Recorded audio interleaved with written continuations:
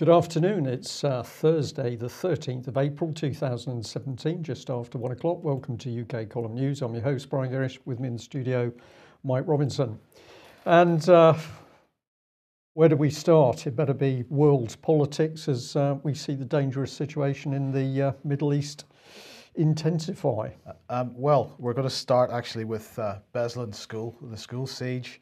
Now, just to remind everybody, the Beslan school siege that began on the 1st of September 2004, lasted for 3 days. It involved the holding hostage of 1,000 or approaching 1,100 people, including 700 or so children, and it ended up with the deaths of 385 people. And of course, this was Chechen rebels, as they were called, a group of armed Islamic rebels. Occupying a school in the town of Beslan, which is in North Ossetia. And they were demanding recognition for the independence of Chechnya. They wanted Russia to withdraw from Chechnya. And on the third day of the standoff, the Russian security forces stormed the building with, as the mainstream media would have us believe, with the use of tanks, incendiary rockets, other heavy weapons. So the Russians took some criticism for the way that they dealt with this.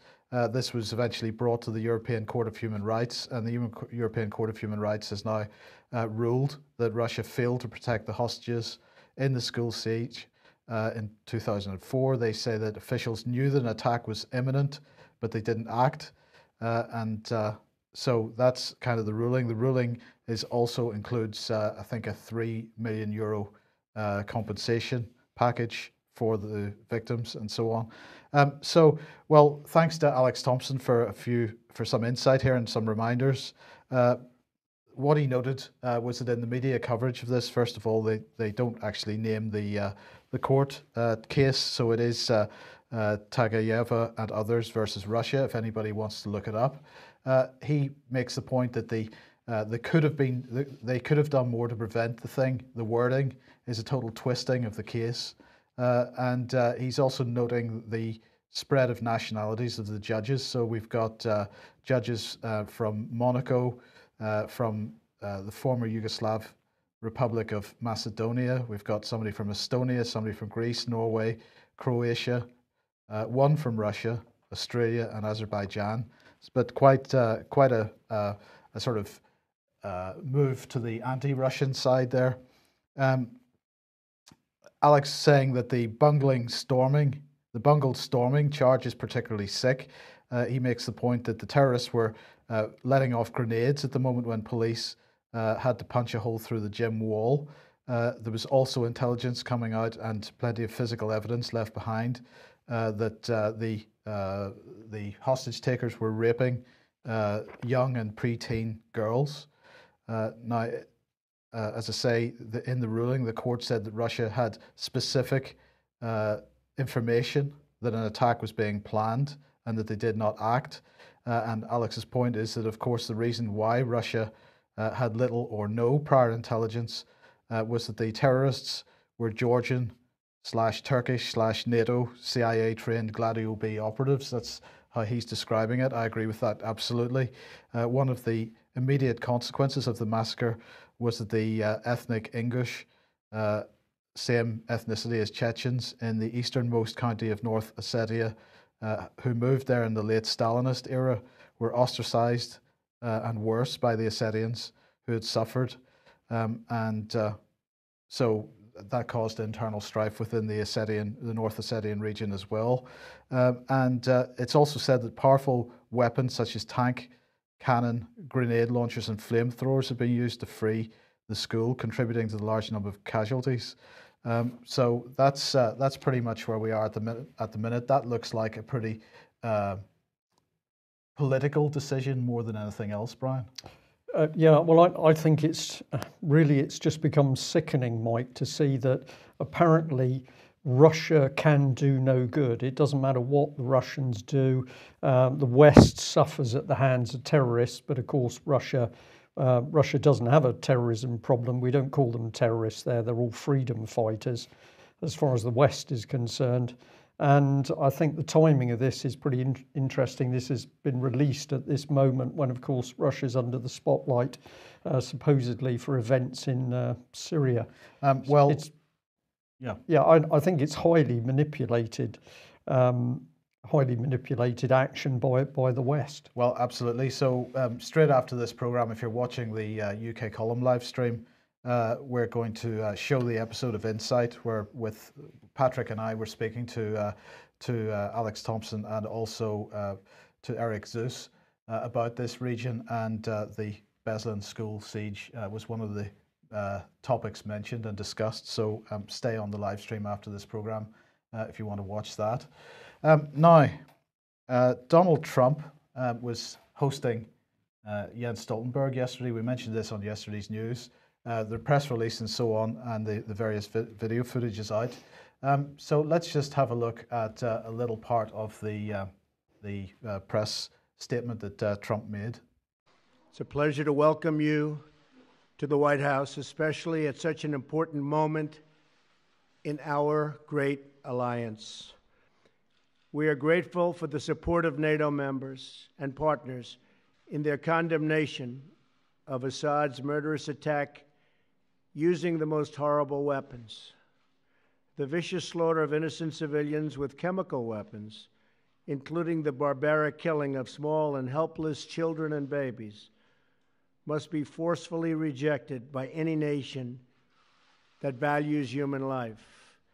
It is time to end this brutal civil war, defeat terrorists, and allow refugees to return home. In facing our common challenges, we must also ensure that NATO members meet their financial obligations and pay what they owe. Many have not been doing that. The Secretary General and I agree that other member nations must satisfy their responsibility to contribute 2% of GDP to defense. If other countries pay their fair share instead of relying on the United States to make up the difference, we will all be much more secure, and our partnership will be made that much stronger. The Secretary General and I had a productive discussion about what more NATO can do in the fight against terrorism. I complained about that a long time ago, and they made a change, and now they do fight terrorism. I said it was obsolete. It's no longer obsolete. So, Brian, another U-turn from Donald Trump, because just a week or two ago, NATO was obsolete. Now it's no longer obsolete. It's phenomenal, isn't it? Many people in the UK column chat box have picked up on this and saying, what an astonishing U-turn of this man. What's been done to him? I wonder, was he false from the start? That's a possibility. Or did he come in with the right intentions? Somebody's whispered in his ear. These advisors have just got too close to him. Or has he had his family threatened or something? There's a number of possibilities, but the U-turn is 180 degrees. And pretty incredible. Jens Stoltenberg himself really didn't have anything new to say. One of the main features of this was the idea that NATO members are not contributing enough cash to NATO, and the UK government insisting that it is spending 2% of its GDP on defence. But some other European countries in particular are not.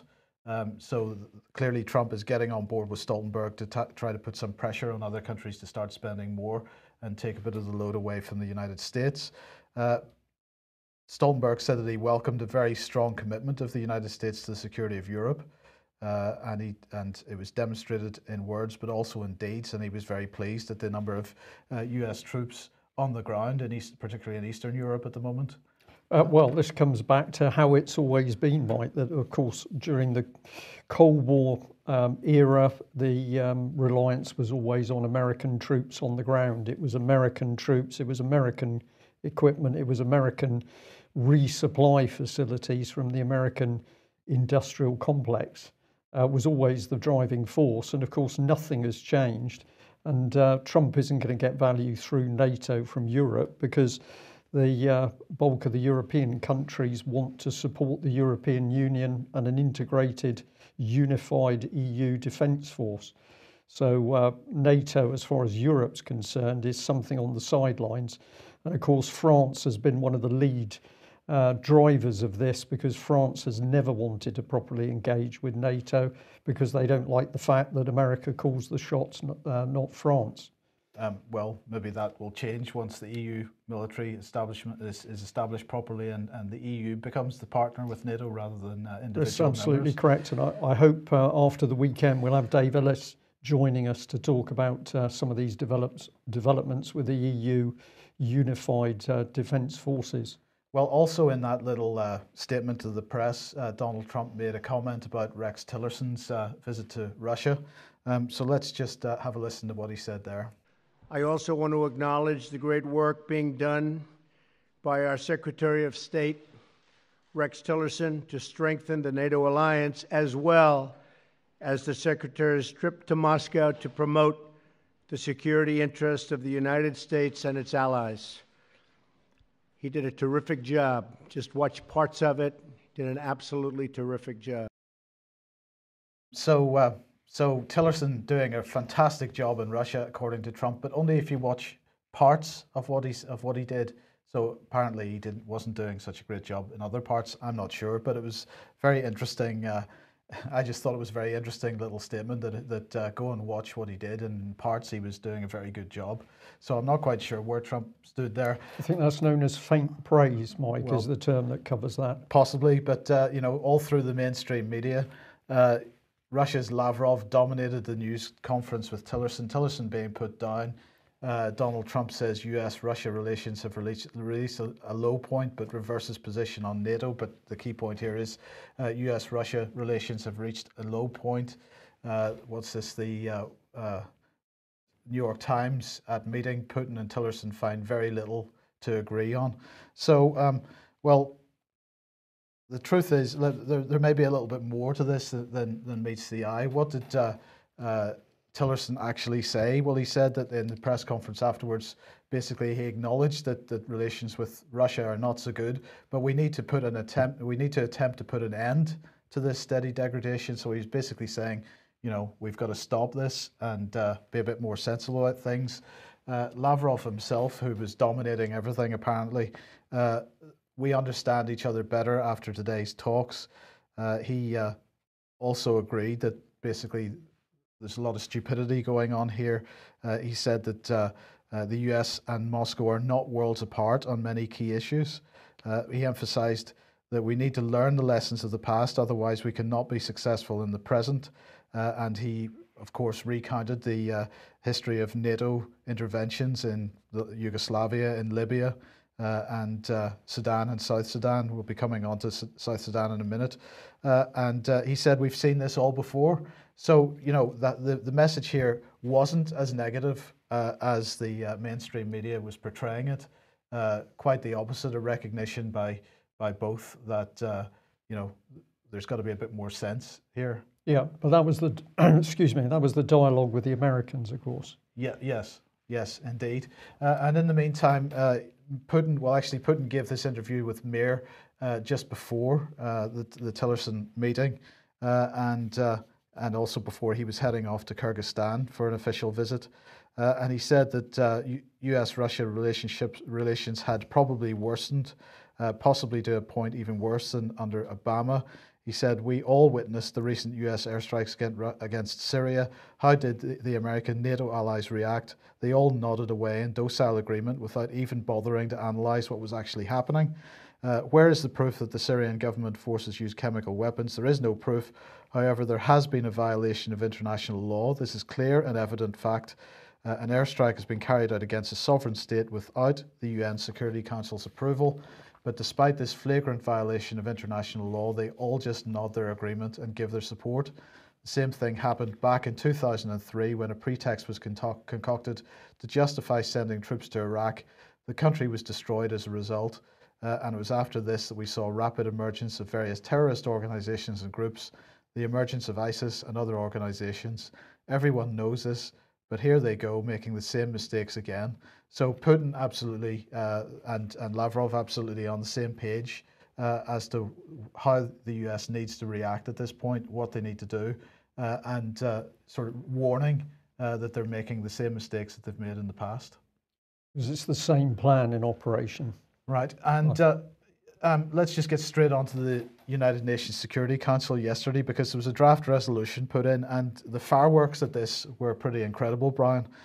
So yet another anti-Syria draft resolution by the UK, France and the USA.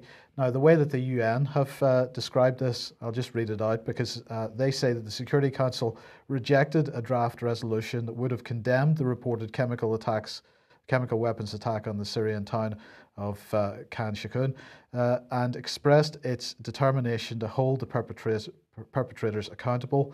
Defeated by 10 votes in favour and 2 against, that was Bolivia and Russia, with 3 abstentions, China, Ethiopia, and Kazakhstan. The draft would have emphasised Syria's obligation to comply with the recommendations of the Organisation of Prohibition on Chemical Weapons, fact-finding mission and the OPCW United Nations Joint Investigative Mechanism by providing immediate and unfettered access to and the right to inspect any and all sites. Well, we'll come on to that specific point in a moment, but following the result, a number of countries decided to make comments, and the most obscene was, without question, Matthew Rycroft, as usual, because he just was being pretty indescribable in the use of his language. He absolutely, as usual, vitriolic self. He accused Russia of all kinds of nastiness, including that they directly support the use of chemical weapons in Syria. He said, despite the efforts of the Council and the international community, the people of Syria have been denied a political solution for more than 6 years. They have suffered over 6 years of ever-increasing, ever-escalating barbarity, over 6 years of failed ceasefires and false dawns. The Council has been held to ransom for those 6 years by Russia's shameless support of the Assad regime. Support with the regime is flaunting. Chemical weapons scientists at Porton Down in the United Kingdom have analysed samples obtained from the recent attack and they have tested positive for the nerve agent sarin, he said, or sarin-like substance. The United Kingdom therefore shares the US assessment that it is highly likely that the regime was responsible for a sarin attack on the 4th of April. So once again, highly likely. It's not definitive, just highly likely. And yet we are still here in this chamber with the regime showing no interest in peace, encouraged by Russia's support in this council to keep dropping bombs, to keep using chemical weapons. Time and again, Russia has abused its veto to protect the regime and to defend its use of chemical weapons. And what has Russia got in return for 7 vetoes in 6 years? Let me tell you, Russia's initiative in 2013 to dismantle Syria's chemical weapons has been exposed as a shambles. Russian pride in the Astana process has been turned into humiliation, and Russia's credibility and reputation across the world has been poisoned by its toxic association with Assad. They have chosen to side with a murderous, barbaric criminal rather than with their international peers. They have chosen the wrong side of history. However, it's not too late for Russia to change course. It's not too late for Russia to fulfill its responsibilities as a permanent member of this Security Council. This sounds like rhetoric coming out of North Korea, Mike. It's over the top, it's outrageous, it's untrue, it's twisted. Well, and I would say go as far as to say Matthew Rycroft is pretty twisted in the fact that he can deliver this without a smile on his face, because he clearly takes what he's saying seriously. No shame, no morals, no real value to him. But to say it's sarin, they keep coming back to its sarin. This, of course, is the centre of the lie. It cannot possibly have been sarin. No, well, because of this whole business of how the casualties were handled, it cannot have been sarin. And if it wasn't sarin, then we have to start asking the questions: what was it? If it's organophosphate type chemicals, then where did they come from? Who was using them? And of course, at the moment, the Western media, led by the BBC mainly, simply doesn't want to answer this question. So he was spinning the lie, wasn't he? Absolutely. Now, the Russian Deputy Permanent Representative to the UN Security Council is Vladimir Safronkov. Now, I apologise that there's a spelling mistake on this. This is the autocorrect feature on Keynote, which has decided to change UN Security Council to unseen, but there you go, UNSC. So he was visibly angry in his response to Matthew Rycroft. He said that the UK and the US are taking the view of, guilt over innocence, so guilty until proven innocent. This goes against all international legal norms. He made the point that the Russian veto was not because they disagreed in principle. It was because of that specific point that the UK and the US are taking the view of guilt, until proven innocent, and that this goes against international norms, and that they're blocking any attempt to bring about an independent investigation. So the United Nations claiming that part of this resolution would have provided immediate and unfettered access to and the right to inspect any and all areas. But his point, Safronkov's point, is that the proposal, in fact, was to carry out a remote investigation, that nobody would have appeared on the ground, and he's saying this was unacceptable, and that's why they vetoed it. If it had been, he's saying that the investigation has to be on the ground, they have to be there, they have to see what actually happened, where it happened, and carry out their investigation in Syria. That is a normal investigation in my book, Mike. Is if you have an incident, where do you start investigating where the incident took place? Right. In terms of Matthew Rycroft himself, Vladimir Safronkov said his address shows only that he intends to hamper de Mistura's efforts to resolve the crisis in Syria and to bring confrontation and enmity to this council. He said, "You lose sleep over the fact that we might work together with the United States. You're scared and you'll do anything to undermine it." And he said, the essence is, and everyone knows very well, that you're afraid. Cooperating with the United States is what you fear. You're doing everything to make make sure this kind of cooperation is undermined. And that's precisely why. And then he said, "Look at me, I'm speaking to you. Don't look away. Why are you looking away?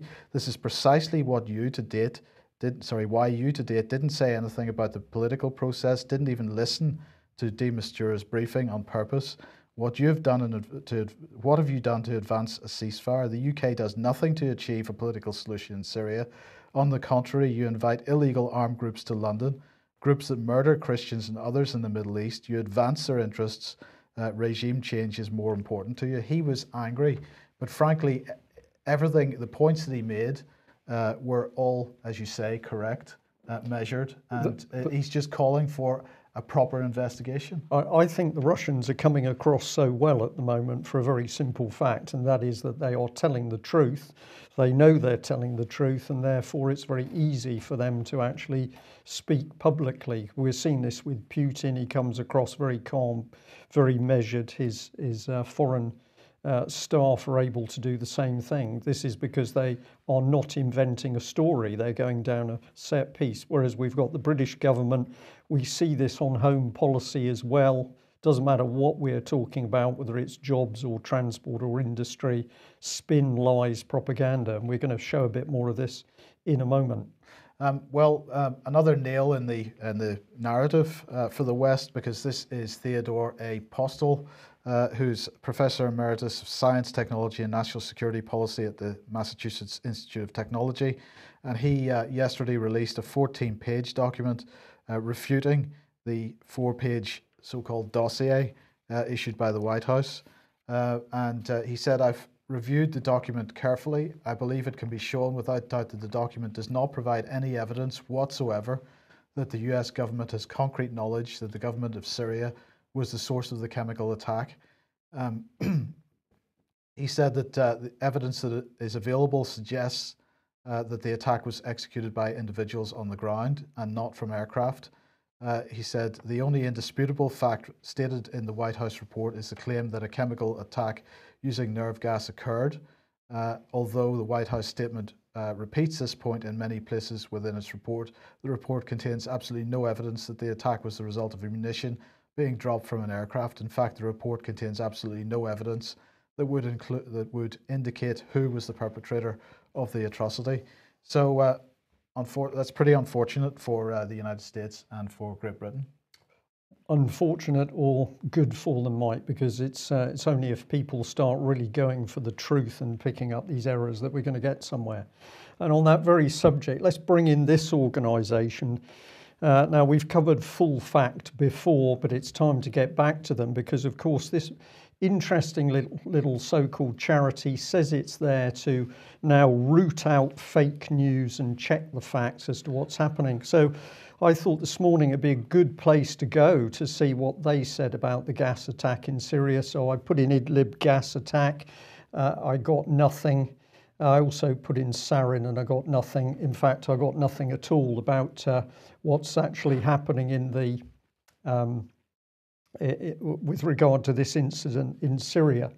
So it doesn't matter what you put in, but what you could find is a report about the attacks in 2013. So this is the Full Fact page, and here it's saying on the 21st of August 2013, reports emerged of an alleged chemical weapons attack on the outskirts of Damascus. Now, we had a little look at what was being said here. This one caught my eye. US Secretary of State John Kerry blamed the Syrian government for the attack. And there's Full Fact has put in, obviously, a web link. And I thought, well, I'm going to click this and see some substance. Where do you think this might have gone, Mike? Well, let's bring it in. Here we are, because it went to a BBC report, which was reporting John Kerry. So this is hearsay on maybe, might, could. So we've got exactly the same thing going on here, except it's worse now, because we've got Full Fact claiming that it's one of the bodies standing up for accuracy in reporting. And then down here, it says that a report that's been presented by the French Prime Minister stated that the use of chemical weapons could not have been ordered and carried out by anyone but the Syrian government. So that was a pretty critical report. But of course, you'll notice that, well, there's nothing there. So you're led into a complete hole. The BBC is quoted because John Kerry is there blaming the Russians. But we go into this organisation and it takes you really round in a circle so that ultimately Assad is blamed. But basically, we've got an organisation calling itself Full Fact that produces reports which don't have any facts. This is really the nub of it. Yeah. But actually, it's a bit deeper than that, Mike, and we've got a couple of intervening slides, and then we'll be back on the subject. This one came through last night, and I thought we'd bring it on. There's a YouTube video of this man, Sean Spicer, the White House press secretary, speaking. And if you go and have a look at this clip, it's quite incredible, because he says the goal for the United States is to make sure we destabilize Syria. And then there's a sort of pause, and you can see him almost destabilize the conflict, is what he then says, reduce the threat of ISIS. So I think this was a major Freudian slip by this man. He was talking about what the real policy is, which is to destabilize Syria. But if we say, well, the policy is to destabilize the conflict, let's just think this through. If we say the goal is for the US to make sure it destabilizes Syria, this makes sense, because destabilization is going to help destabilize Syria, makes it more difficult for Assad, and that promotes regime change. It actually does a little bit more than that, because we believe what's coming is the full balkanization of Syria into separate regions. Yep. And the regionalization. So that will absolutely support that. Policy. And that's what came out of this man's head, out of his mouth, and then you saw this double take. He realised what he said, so then he changed it to destabilise the conflict there, reduce the threat of ISIS. But if you destabilise a conflict, you make it more chaotic, and therefore you're going to make it, in a military sense, even more difficult to do anything. So I think this man let slip in front of all the cameras what the real policy is. It's never changed, it's regime change. And of course, we remember that Daily Mail report back in 2015 saying that emails that had been leaked showed there was a US plan to allow the terrorists to carry out a gas attack, which could then be blamed on Assad. An amazing coincidence. Yep. And then obviously other things going on in the region. In Yemen, the war continues, but this is an interesting development because this is 55 members of the House of Representatives have sent a bipartisan letter to Trump and to Attorney General Jeff Sessions, and they require that the president seeks authorization from Congress before any military escalation in Yemen. So basically, this is to forestall any possibility that Trump would attempt to do another U-turn and support Saudi Arabia in Yemen, and they worry that the situation in Yemen could degrade into a full-blown famine. And the letter says it's a first step in reasserting our constitutional check on presidential powers. They're committed to pursuing all tools at their disposal to ensure President Trump abides by our Constitution before possibly plunging the country into another senseless conflict.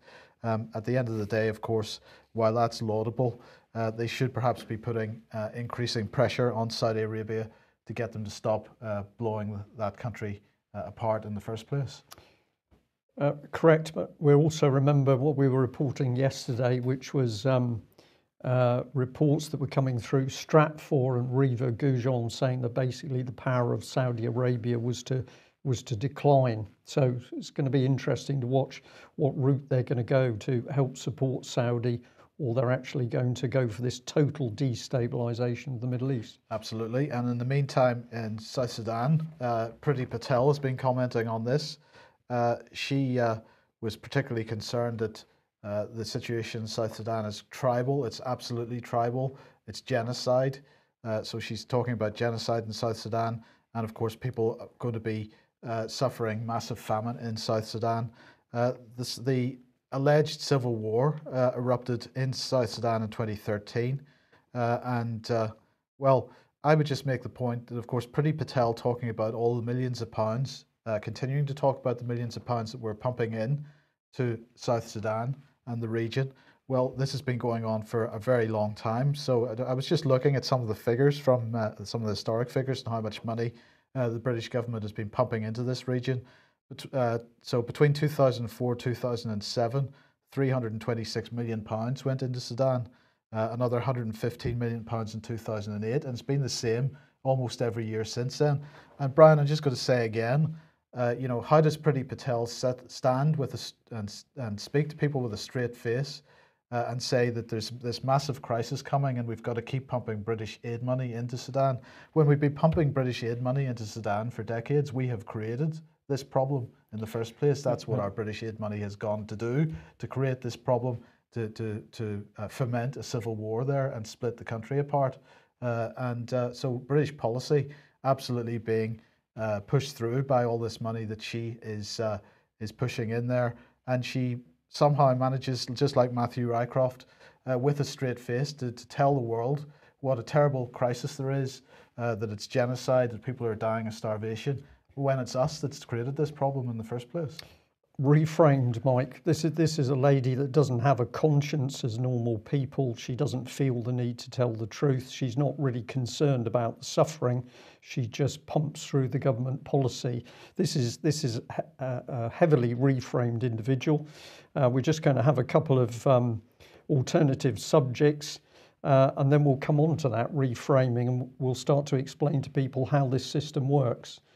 So a reminder, we're getting very close to the 22nd of April. If you're not booked in to come to the British Constitution Group conference, then please get online and buy tickets. We've been asked time and time again to provide a venue where people can come and they have the opportunity to mix and talk and swap ideas.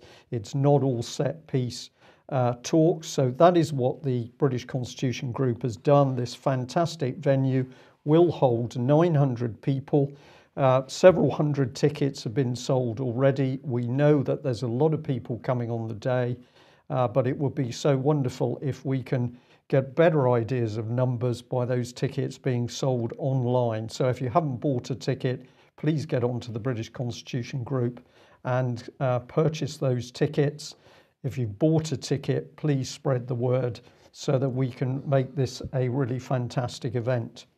Now, while we're about to enjoy a weekend break, hopefully with some nice weather, let's remind ourselves that Melanie Shaw is still in prison. She's held in prison principally by the demand of the British Prime Minister, Theresa May.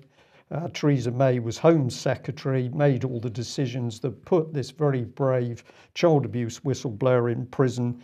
And we know that Melanie Shaw's coming up to 11 and a half months in prison.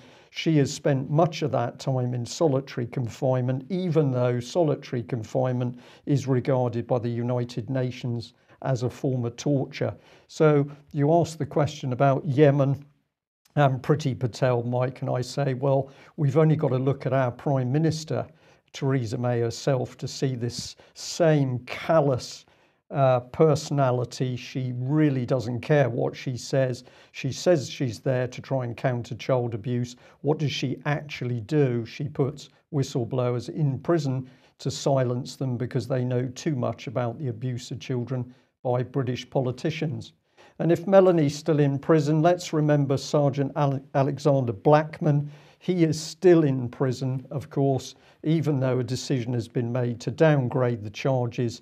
And technically, he should be out very quickly, having served 50% of his sentence.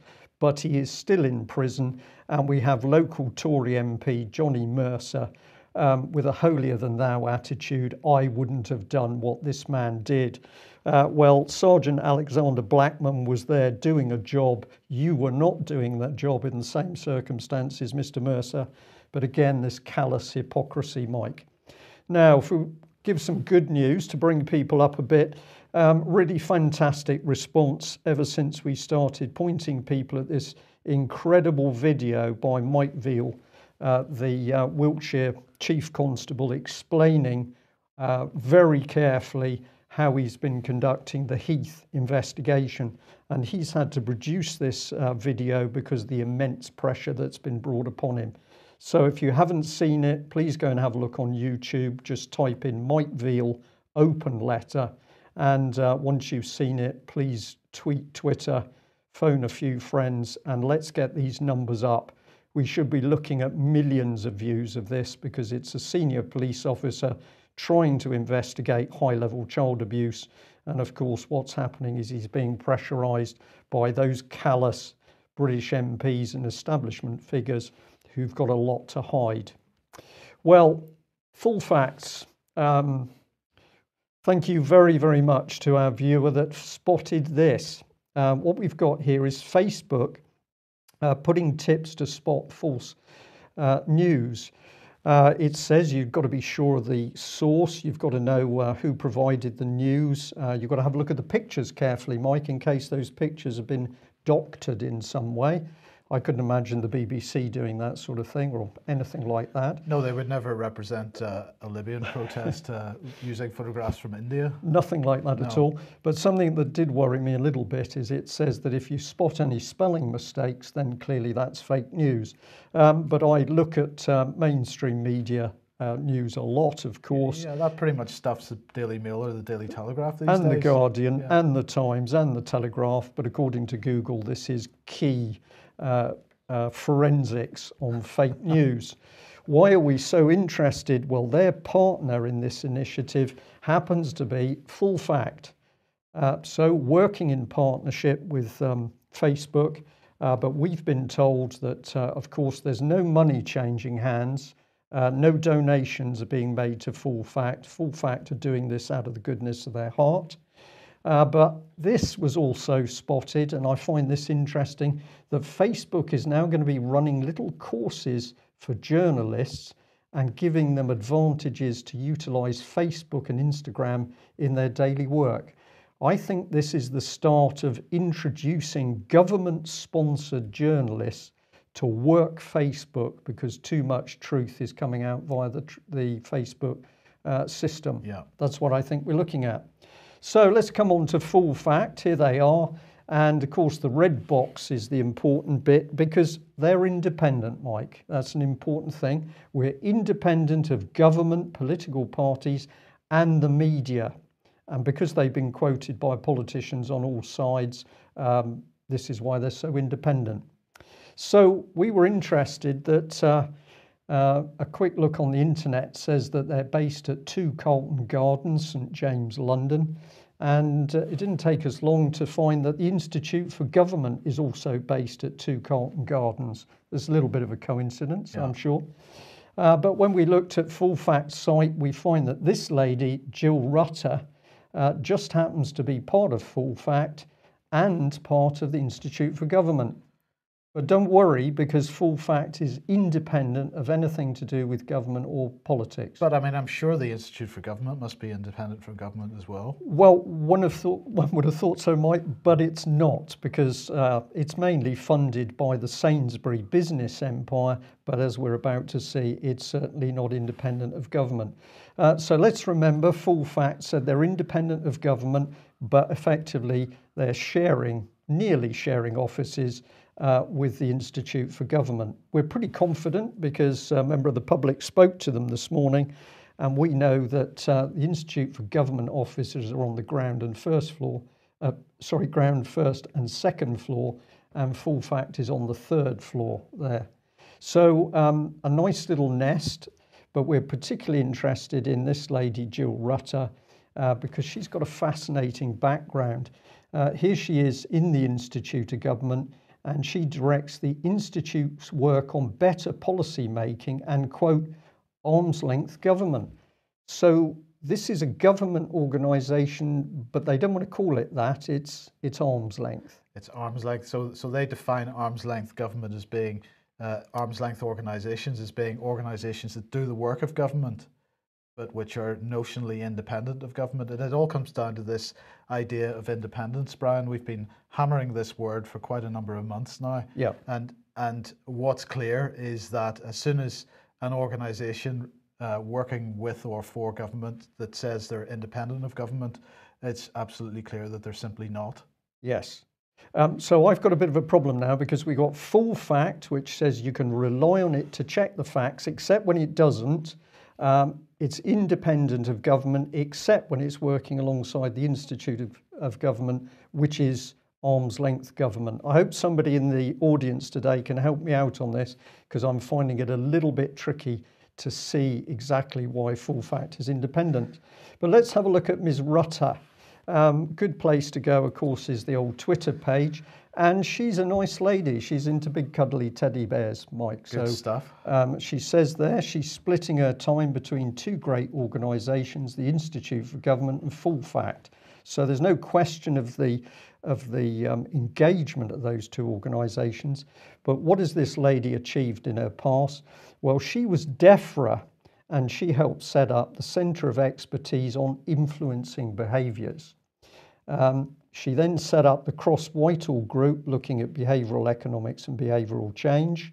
She worked with David Halpin and Jeff Mulgan, and when David Halpin moved to the Institute of Government, she followed him a little time later. She was then part of the Cabinet Office Strategy Unit, COSU, and it was through this unit that they really started to push in the behavioural change. So DEFRA, an early piece of work, was a framework for pro-environmental behaviours. They're going to change our behaviour to meet their model. Yes. Yeah. Then we've got the Department of Health. It moved across. It was working in that as well. They produced this Change for Life document, which is also behavioural change. And then it morphed into the big push, which was Mindspace, influencing behaviour through public policy. So we've got a government woman working straight alongside Full Fact, which is now working with Facebook to control. So all she needs to do to move between the 2 organisations is to walk up the stairs. That's the first point. Yeah. The second point is she cannot claim to be independent of government when she has probably produce a large swathe of government policy for the last 20 years. She's involved with behavioural change and the Behavioural Insights team.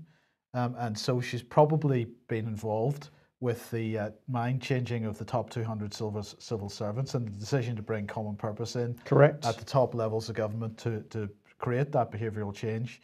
And she's now working for the Institute of Government, which is what? A government policy think tank. And so what is the direction of policy? She is producing the policy and pushing it into government. And now we can see the connections through Full Fat, where they're beginning to control the news. So if you want to achieve behaviour change, make sure you can control the news and the propaganda. This is unbelievably dangerous. Just pop that one back on my... if somebody said, well, this is all historical. Well, no, because this is a fairly recent tweet. And what is she doing? She's promoting behavioural change initiatives that are taking place in New South Wales. This is highly significant because, of course, the British government sold its behavioural change expertise to the United States and Australia in the first instance. Well, in fact, the Behavioural Insights team became one of these arm's length organisations because they turned it into a mutual, where they basically sold it to the people that had created it in the first place. And so that is effectively implementing government policy at arm's length. Indeed. And just so that there's no mistake about this is the Institute for Government website. And here we can see Mindspace behavioural economics is being promoted. Now, we'd like to say we've given you the information. Isn't it time that hundreds, thousands of people started to challenge Full Fact for its claims, which are simply not credible, that it's independent, and now working with Facebook? This is a very dangerous precedent that we've got the British government getting straight into social media to interfere with the passage of information and truth and facts. It's up to us. Well, we'll end with a smile because this is a picture of Britain's military might. This is all about cyber defence because this is the brick building in which they can train F-35 Lightning pilots. We don't yet have those aircraft. Spring is supposedly when we're getting them, but we haven't quite seen that we've got them and they're coming operational. We haven't got the aircraft carriers, but we have got this brick building with a simulator inside. So I think this is good. We've got cyber aircraft. We've got cyber aircraft carriers in this building. It's just that we haven't got the kit that goes with it. Good. Okay. And finally, a note to say that we will be having a break over the bank holiday weekend. So we'll be back at 1 o'clock, Tuesday, the 18th of April. Please join us then. And we'd like to say a very big thank you to all of the people who have supported us, continued to support us. And if you're not a supporter in as much as a subscriber to the UK column, then please subscribe, because we can only do what we do with your financial support. Thank you for joining us. We'll be back next week, and that's the 18th of April at 1 o'clock. Bye-bye. Bye-bye.